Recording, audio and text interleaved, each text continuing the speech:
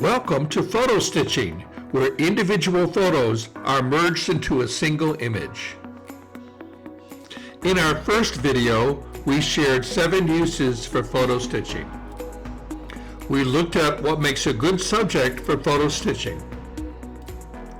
And we shared examples of photo stitching using things like architectural spaces.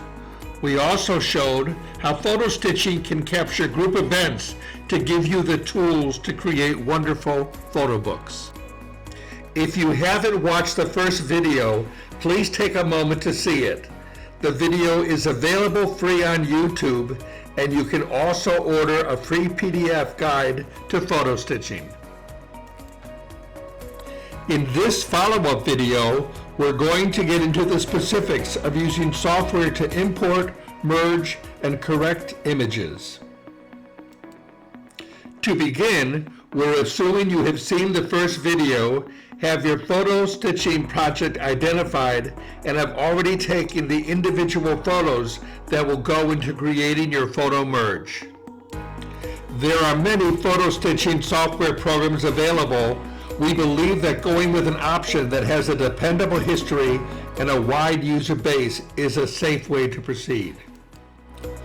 For the practical use in this video, we're showing the steps using Adobe Lightroom Classic. If you're using another program, the steps outlined today should be transferable too. First, gather your individual photos to be merged and place them in a separate file. I named my file Merge Photos. In the library setting, select Import Photos and then identify the photos in your file and select Import. You should see your photos displayed.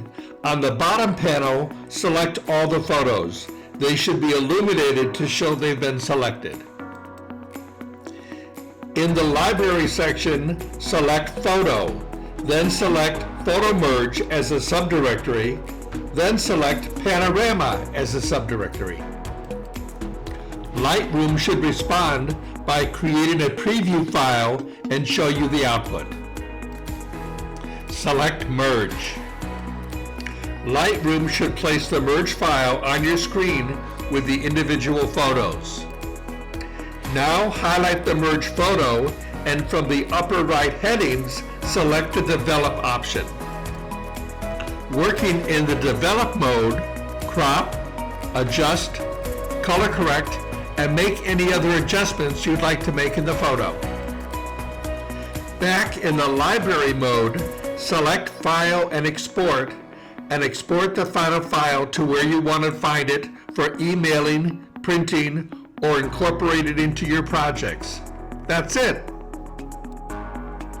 If you'd like more information or would like to see other videos and examples of photo stitching, please visit my website at www.studiostevephotography.com. You can also send me an email at stevem6101@gmail.com. Thanks for watching.